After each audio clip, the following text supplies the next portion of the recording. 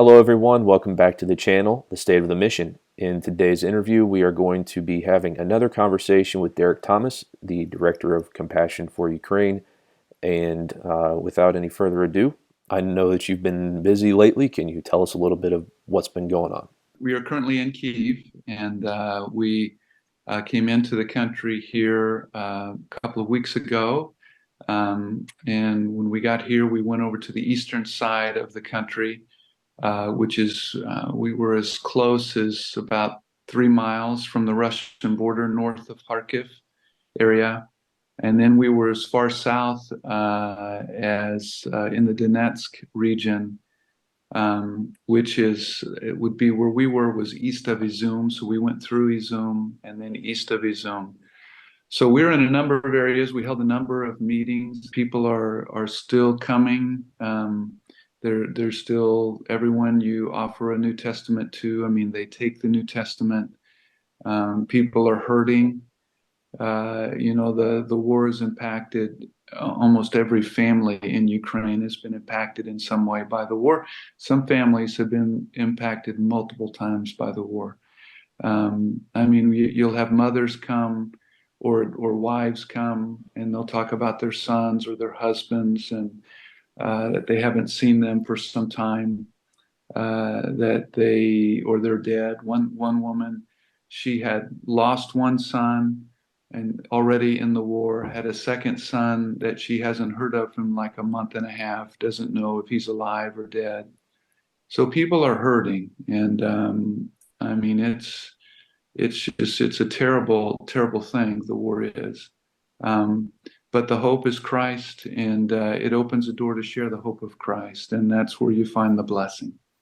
So, can you tell me a little bit more about those meetings? I know you put out a recent video, which we will link in the top corner of this video, should be up there somewhere. Can you tell us a little bit about what those meetings were? I know you had some huge numbers come. Most of them would revolve around aid, giving out aid. But before we give out aid, we have a gospel presentation. So we'll have music, and then there'll be a clear gospel message, calling people to Christ and the hope of Christ of the gospel.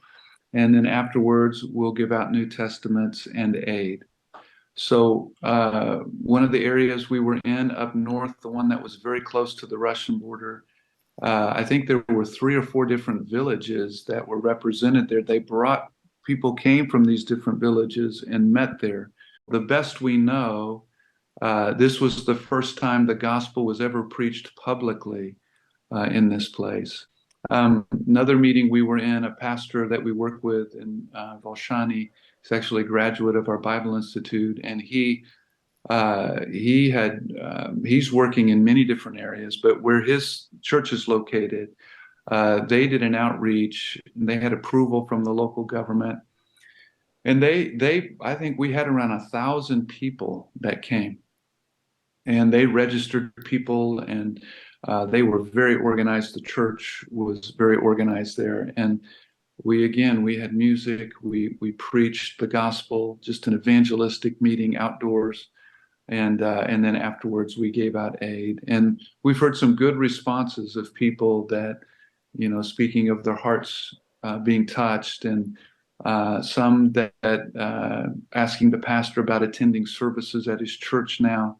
So they're open, they're listening. It's been neat to see. And then when we went down south to one of our other meetings, we had some other meetings there in that general Kharkiv area, but when we went down south, more south towards the Donetsk area, that's where really you saw people there. The need was even greater, and this area was occupied by Russia for about 6 months. Rupsi is the name of the village where we went, and they'd been occupied under Russian occupation 6 months.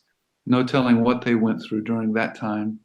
But now, even since they've been freed from the Russians, they still, only about a week and a half ago, received electricity.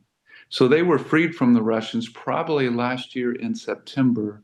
They went through the entire winter. They had no electricity, I don't think any gas or any water.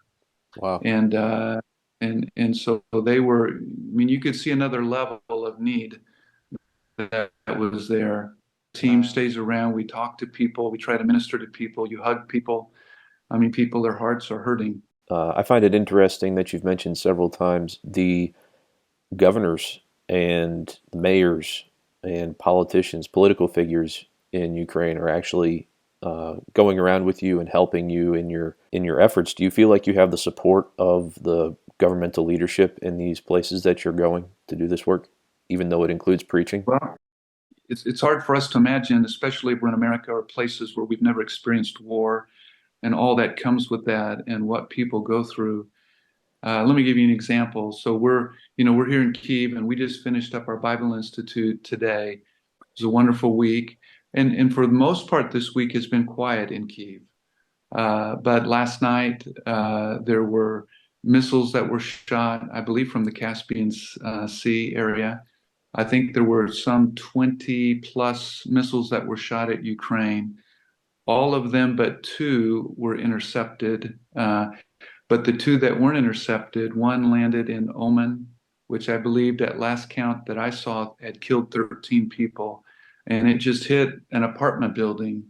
And can you imagine 3, 4 o'clock in the morning?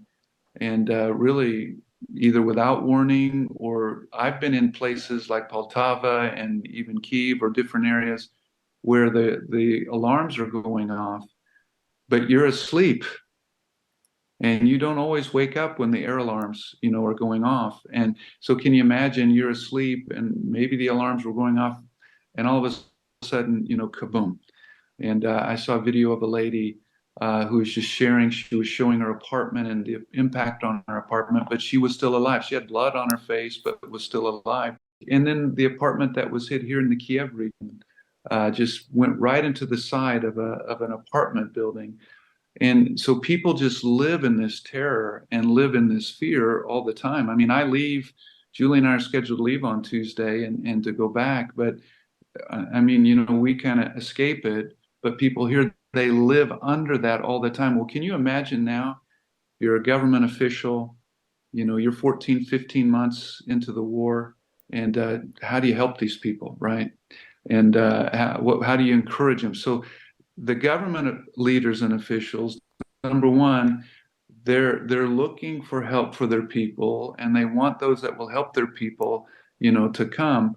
But then they're also, if you have a message of hope for their people, I think they're to a point now where they don't care. If you can bring them a concrete message of hope, then we want you to share it because these people have no hope. There and so many, especially on the eastern side, are that way of the country.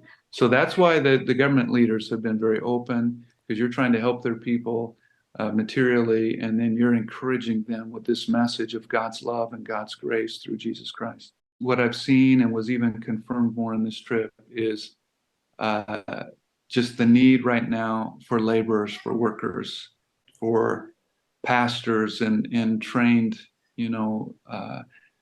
counselors, but especially for pastors. I mean, there are just so many open doors right now, opportunities to begin churches, opportunities to begin Bible studies, opportunities to just go to these areas and serve. And we've had a lot of laborers from Ukraine that have gone to safety, that have taken their wives and their children to safety. And listen, I don't judge any man, that's between him and the Lord, but we know what they're doing. But there is a vacuum and there is a need right now. And Well, that ties really right a time into in the our, other reason why you're there for this trip, and that's what we were just getting ready to ask. You mentioned SBI. So do you think you'll Mhm. be able, with the Slavic Baptist Institute, to help fill that void? Well, that's something, last night in our chapel service, and I don't know how well I communicated it, but my heart to communicate was, Christ saved us. We are ministers of the new covenant.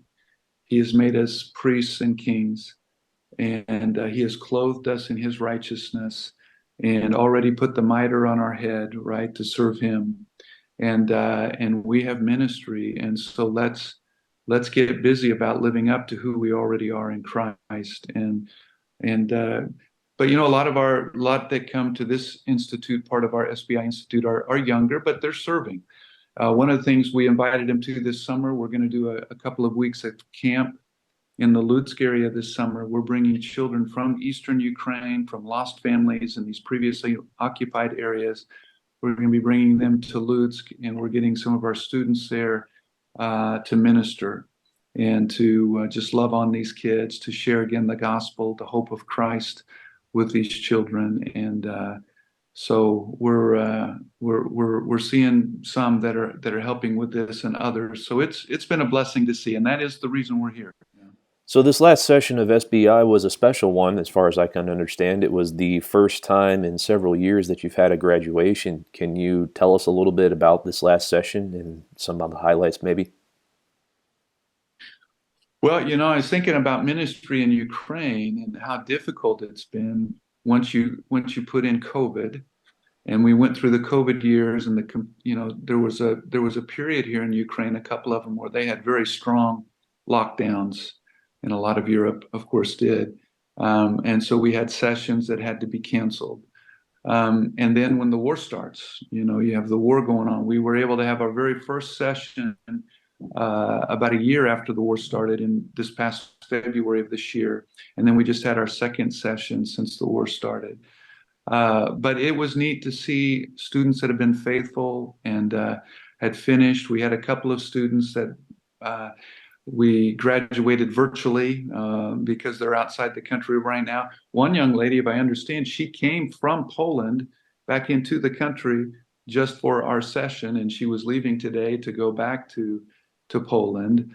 There is a dedication. We have some new students, and there was I mean, I see God raising up. I really do. I see God raising up new laborers. And we had one, listen to this, we had one I say young lady, she is a grandmother, but she was just recently saved. And her heart so filled with just love for Christ. She shared her testimony with us. She wanted to come, she wants to learn. And just to have her there was a real privilege. And with so many young people that are there, but to have her there, young in the Lord and young in heart, joining us was a real blessing as well. Yeah. So how many students were there? Somewhere it was a little over, I believe, somewhere between 35 and 40 in attendance. We had some that attended and some that had left, and some that continued for the whole week that we were there. So somewhere in that number. That's a little bit down from what it was before COVID, but it's still a pretty good number for everything that's happened, right? Well, when you consider war and what's happening in the war and how spread out, I mean, we've got students everywhere. And then there's sometimes, travel difficulties and caused by the war. So yeah, I mean, we'll take it, and we're seeing new students coming to SBI. Like I said, I really see where God is raising up a new group of laborers, and that's exciting to see the Yeah. Lord providing in that way. Well, as we wrap up, do you mind telling us a little bit about what you're going to be doing in the next couple days before you come home? Tomorrow we're gonna actually go downtown and just see a little bit, kind of take a day off tomorrow and do some just touristy things here in Kyiv, just to see a little bit of the city and also prepare for Sunday service. And then Sunday we have a service at Living Hope, and looking forward to that. And then in the afternoon we'll be traveling to the Lutsk area.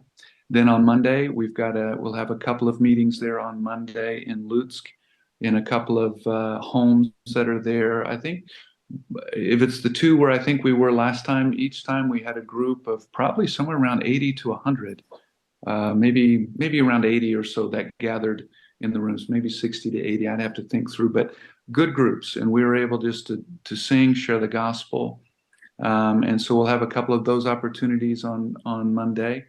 And then Tuesday morning early, we'll get up and drive for the border with Poland and cross the border by God's grace. Sometimes that can take a little bit of time to get across the border.